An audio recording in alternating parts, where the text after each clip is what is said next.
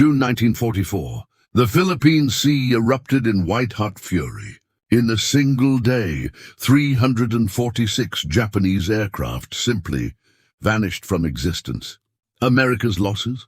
Just 30. This wasn't a battle. It was a massacre. A kill ratio that defied belief, more than 10 to 1. And at the heart of that miracle flew one machine, the Hellcat. Across every blood-soaked mile of the Pacific War, it obliterated 5,163 enemy aircraft, while losing merely 270 of its own, 19 to 1. No fighter in the entire history of aerial combat has ever come close to matching that devastation. This wasn't luck threading through chaos. This wasn't even raw courage burning bright. This was something far more terrifying. Cold precision. Mathematical design, the ruthless logic of industrial warfare. This is the untold story of the Hellcat, the war machine that seized back the heavens and shattered Japan's empire among the clouds. In the brutal first year of the Pacific War, the United States confronted a predator unlike anything in its military history. The skies belonged to a single hunter, the Mitsubishi A6M0. It wasn't merely fast. It moved through the air with deadly grace, appearing everywhere at once, striking with surgical precision. From the burning ruins of Pearl Harbor to the collapsing defense lines in the Philippines, from the desperate last stand at Wake Island to the oil-rich fields of the Dutch East Indies, the Zero carved its legend in fire and wreckage. It climbed higher than anything America could field. It turned tighter than physics seemed to allow. It flew farther than any Allied fighter dared to dream. The numbers told a horrifying story. At Pearl Harbor, Japan lost a mere 29 aircraft, while crippling more than 300 American planes in a single morning. In the Philippines, only 7 Zeros fell from the sky, but they destroyed over 100 in return. For one terrifying moment in history, the balance of air power tilted sharply, decisively, toward the rising sun. American pilots quickly learned a harsh truth. They were facing a machine built on an entirely different philosophy of war. The Zero responded like an extension of the pilot's very soul. Light as thought, sensitive as a whisper, alive in ways that seemed almost supernatural. Its aviators, trained for years under the ancient Bushido code, fought with the precision and burning passion of master swordsmen. They saw aerial combat as an art form, and in that deadly art, the Allies were still fumbling apprentices. America's frontline defender, the Grumman F4F Wildcat, was reliable and tough, but heavy. Designed to absorb punishment and survive, not to dance through the clouds. Against the Zero's ethereal agility, it couldn't match speed, couldn't match maneuverability. So American pilots did something remarkable. They began to adapt. They learned to fight smart, not brave. Never turn with the enemy. Never accept their rules of engagement. Always work in pairs. Always use teamwork and cold tactics instead of individual bravado. Every engagement became a lesson written in smoke trails and lost friends. And lesson by bitter lesson, they grew sharper, more dangerous. By mid-1942, America had paid a devastating price in aircraft and blood-bought experience. Yet every twisted wreck pulled from the Pacific's depths carried knowledge home. Engineers studied bullet patterns, pilots scribbled frantic notes. Fragments of burned aluminum told their silent stories. From those painful scars, something deeper began to crystallize. An iron determination to build not just a better fighter, but an entirely new way to wage war. In the sprawling factories of Long Island, a new design was taking lethal shape. It would be tougher than tempered steel, faster than vengeance, deadlier than anything the world had seen. It wouldn't just challenge the Zero's dominance. It would end its reign forever. Its name was Hellcat.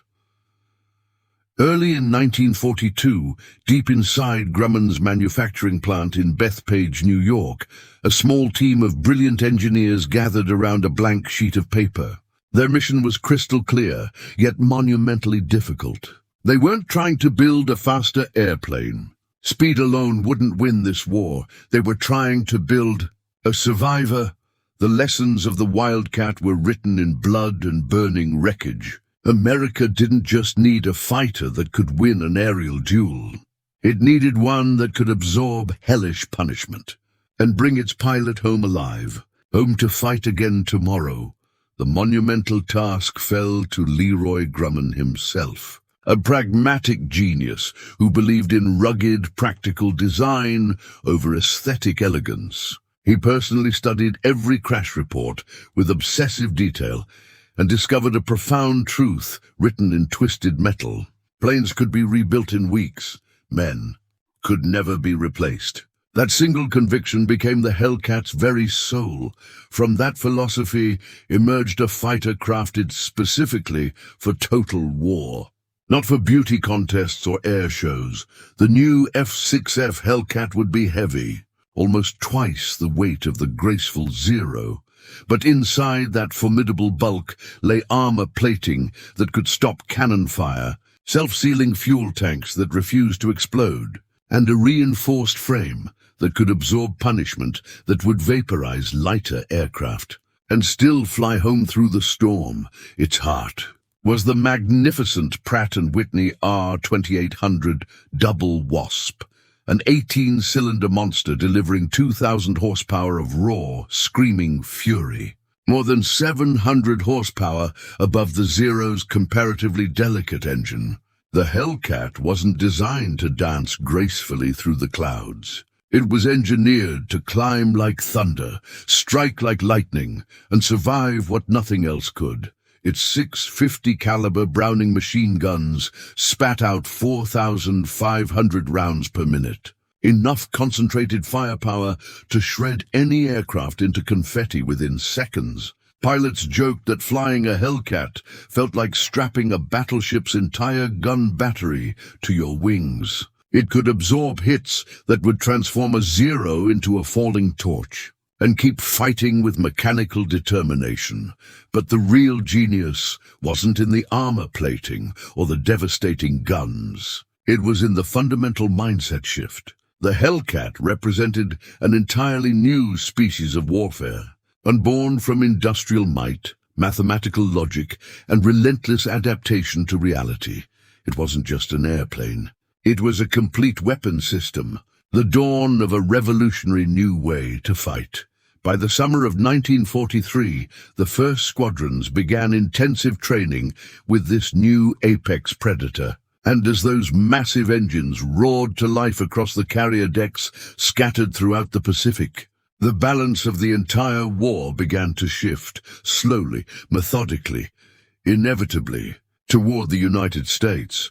The Hellcat wasn't just revolutionary hardware. It carried an entirely new philosophy. One that transformed air combat from a romantic duel into cold, hard science. That revolution began with one brilliant tactician, Lieutenant Commander John Jimmy Thach. Before the Hellcat's arrival, he'd faced the Zero in the slow, underpowered Wildcat, and survived not through luck or divine intervention, but through pure tactical innovation. Sitting at his kitchen table late one night with nothing but a handful of matchsticks, he designed a maneuver that would save countless American lives. He called it the Thach Weave. The concept was beautifully simple and devastatingly effective. Two fighters would fly side by side, weaving toward each other in a constant, coordinated crossing pattern. If a Zero attempted to slip behind one Hellcat, it would fly directly into the blazing guns of the other. Air combat was no longer about individual skill or samurai honor. It was about coordination, teamwork, mechanical precision, machine logic applied to human conflict. The fighter no longer battled like a solitary swordsman seeking glory. It fought like a wolf pack hunting prey. Simultaneously, a revolutionary new doctrine spread rapidly through the Navy's flight schools. Energy fighting. Pilots were taught a fundamental truth that changed everything. Air combat wasn't romantic art. It was pure, unforgiving physics. Speed equaled kinetic energy, Altitude equaled potential energy. The pilot who controlled both controlled the entire fight. With its enormous engine and steel-reinforced frame, the Hellcat could dive faster than gravity itself seemed to allow, climb steeper than mountains, and regain altitude in breathtaking seconds. It didn't waste energy trying to turn with the nimble Zero. It made turning completely irrelevant. The Zero could twist tighter through the air, but the Hellcat simply pulled up sharply, rolled over with mechanical precision, and came screaming down from above, like a steel hammer falling on a delicate sword. The new generation of American combat pilots learned one sacred mantra: don't fight their war, make them fight yours. By late 1943, naval aviation had transformed into an entirely new species of battlefield. Fighters flew in coordinated teams, each pair covering and climbing for the other, moving like precisely placed pieces on a three-dimensional chessboard. And behind them, the invisible hand guiding those lethal pieces wasn't instinct, wasn't chance, wasn't even experience. It was radar. Every American carrier now housed a combat information center, a darkened room filled with glowing screens and eerily calm voices. From those high-tech nerve centers, officers tracked enemy formations across hundreds of miles of empty ocean, directing Hellcat squadrons toward their targets long before visual contact became possible. To bewildered Japanese pilots, the Americans seemed to materialize from nowhere, always positioned above them, always at the mathematically perfect attack angle. They had absolutely no idea that the battle was already being fought and decisively won by men they could never see. One surviving Japanese ace would later write, "Haunted, they came from the clouds at the exact moment we glanced away. It was as if they possessed the ability to see through the sky itself. They could. It wasn't divine intervention or supernatural luck. It was radar. It was information, transformed into lethal advantage. The invisible technological edge that Japan could never hope to match. The future of warfare. Arriving ahead of schedule, September 1943. 6 months after its combat debut, the Hellcat finally met its enemy face to face. The target, Marcus Island, a lonely coral atoll halfway between Japan's home islands and Midway. Japanese defenders actually laughed at the bulky American planes approaching through the clouds. Through their experienced eyes, the Hellcat looked like a flying truck, clumsy and slow. But when the fighting erupted, the laughter died in their throats. The Zeros dove confidently to intercept, and the Hellcats did something absolutely no one expected. They went vertical, straight up, climbing at an astonishing 3,500 feet per minute, their massive engines roaring defiance. The Zeros followed eagerly, their lighter engines beginning to choke on the thin air at altitude. Then the Hellcats rolled over with mechanical precision, dropped down from the blinding sun, and opened fire. 6 heavy machine guns tore through the formation like chainsaws through paper. In minutes, 5 Zeros were burning wreckage. The Americans lost none. 1 month later came Wake Island. 12 Zeros rose to meet a formation of F-6Fs escorting heavy bombers. They attacked from above, the textbook perfect ambush position. But the Hellcats didn't scatter in panic. They held rock-solid formation, diving in perfect coordination. Japanese rounds sparked harmlessly off their thick armor plating. Then came the devastating counterattack. 50 caliber machine guns unleashed an absolute storm of lead. 4 times the kinetic energy of Japan's smaller 7.7 millimeter bullets. 8 Zeros fell from the sky in 10 brutal minutes. The survivors fled desperately for the sea. Not a single Hellcat was lost. For the first time in the entire Pacific War, Japanese pilots radioed home.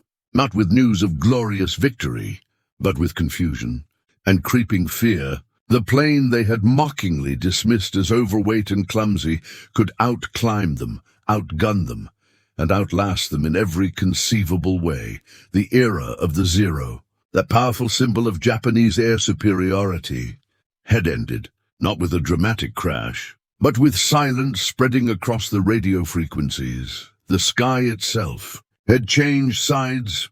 June 19th, 1944. Dawn breaking over the Philippine Sea. It would become the day the Japanese Air Force effectively ceased to exist as a fighting force.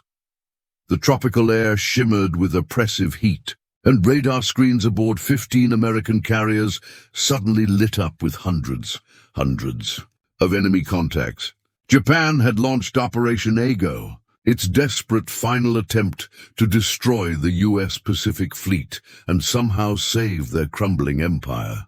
9 carriers, 430 aircraft, the last of Japan's properly trained combat pilots. Facing them stood Task Force 58, 15 American carriers, nearly 1,000 aircraft. Almost half of them were Hellcats. It was the largest carrier battle in human history, the final exam for everything America had learned. At 150 miles out, the Hellcat fighters were already airborne, climbing hard. Calm, professional voices echoed across the combat information centers. Hellcat groups climbed to 25,000 feet. Bearing 270. Intercept inbound bandits. The system was fully awake. The hunters were ready. The first Japanese wave never reached the fleet. 42 planes destroyed out of 69 in just 12 minutes of violent combat. The second wave met the identical fate, mathematical and merciless. The Hellcats didn't turn, didn't duel, didn't honor old rules of chivalrous combat. They struck from above with devastating precision, tore through the enemy formations like steel blades, then climbed effortlessly back to altitude, ready to strike again and again. Boom and zoom, kill, each pass, a flash of fire, each burst, a death sentence written in tracer rounds. When the sun finally dipped below the horizon, 346 Japanese aircraft were gone, simply erased from existence. The Americans had lost only 30 machines from all causes combined. The kill ratio that day, more than 10 to 1. The exhausted pilots who returned to their carriers that night flew in haunted silence. Some laughed in genuine disbelief at what they'd witnessed. Others simply stared at their trembling hands. One ace wrote carefully in his logbook, "They came in like they always did. Tight formations, brave, absolutely determined." But it wasn't a battle. It was execution. In the ready room below decks, a young pilot tried desperately to ease the psychological weight of what they had all seen. "Why, hell," he said, voice cracking slightly. "It was just like an old turkey shoot back home on the farm." The name stuck immediately. The Great Marianas Turkey Shoot. For Japan, it was far more than a military defeat. It was complete annihilation. The elite pilots who had carried the Empire's pride into battle were gone forever, replaced by desperate cadets with barely 200 hours in the cockpit. From that blood-soaked day forward, Japan would never again control the skies over the Pacific. When the guns fell silent and the smoke finally cleared, the sky belonged entirely to Grumman's creation, and yet the war was far from finished. In 1945, during the nightmarish Battle of Okinawa, Japan unleashed its most terrifying final weapon, the kamikaze. Nearly 2,000 suicide sorties hurled themselves toward the American fleet with fanatical determination. Death itself, weaponized. Hellcats rose to meet them, flying tens of thousands of exhausting combat air patrols, intercepting and destroying almost 80% before they could strike their targets. The pilots were no longer hunters seeking glory. They had become shields, protecting ships and sailors below. On April 12, 1945, Hellcat pilot Enan Edward L. Feitner watched a burning Zero spiral past his canopy, its pilot refusing to bail out even as flames consumed the cockpit. In that haunting moment, he understood with crystal clarity. Japan's last weapon wasn't advanced technology. It was despair. The Hellcats kept climbing, diving, striking, their engines roaring defiance against the howling wind of death itself. By the time the smoke finally cleared, the ocean below shimmered with wreckage and fire and the ghosts of brave men on both sides.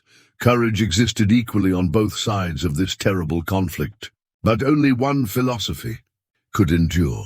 By war's end, the numbers spoke with undeniable clarity. 5,163 enemy aircraft destroyed, 270 Hellcats lost, a confirmed kill ratio of 19-1, the highest in the entire history of naval aviation. The Grumman factory in Bethpage had manufactured more than 12,000 Hellcats in just 30 months of total war production. A brand new fighter, rolling off the assembly line every single hour. It wasn't merely a triumph of brilliant engineering. It was validation of the American system itself, the merging of advanced technology, industrial capacity, and unbreakable human will. After Japan's surrender, captured Japanese engineers were shown a Hellcat for the first time. Among them stood Jiro Horikoshi, the legendary man who had designed the Zero years earlier. He studied the American aircraft in profound silence, slowly tracing his hand along the thick armor plates, the reinforced canopy, the massive engine cowling. Then he spoke softly, with no bitterness. "We built an airplane. For 1941, they built a complete system. For 1945, there was no hatred in his quiet voice, only deep respect, from one generation of aviation pioneers to another." In that moment, the war's deepest lesson crystallized. Japan had crafted a masterpiece of artistic engineering. America had built an empire of industrial production. Years later, the legendary ace Saburo Sakai would echo that profound truth. "The Zero made Japan believe it could master the sky," he reflected. "The Hellcat proved the sky belonged to the future." To Sakai, it wasn't merely the loss of a war. It was the passing of an entire age. A painful realization that courage alone could no longer overcome the machine. The Zero was a sword. Elegant, deadly, beautiful, but fragile. The Hellcat was a hammer. Heavy, blunt, unstoppable. And when hammer met sword, the outcome was never truly in doubt. 19-1. That wasn't just a statistic. It was the sound of an empire collapsing, and the birth cry of modern warfare echoing across history. The Hellcat marked the definitive end of one era, and the violent beginning of another. An age where information superiority, industrial engineering, and mass production would decide wars far more decisively than individual bravery or luck ever could. From the crowded decks of the carriers to the roaring factories of Bethpage, from the engineers who drew its revolutionary lines to the young men who flew it straight into hell, the Hellcat became far more than just a fighter aircraft. It became a symbol of what America could build when it absolutely refused to lose.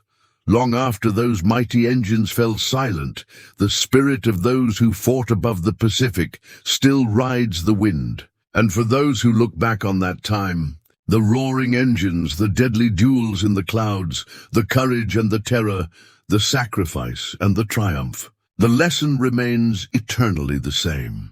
The age of heroes built the myth, but the age of machines decided the war. If this story moved you, honor the memory of the men behind the steel, the pilots who carried courage into the storm, and the engineers who transformed that courage into unstoppable power. Remember their names. Remember their sacrifice. Remember the Hellcat.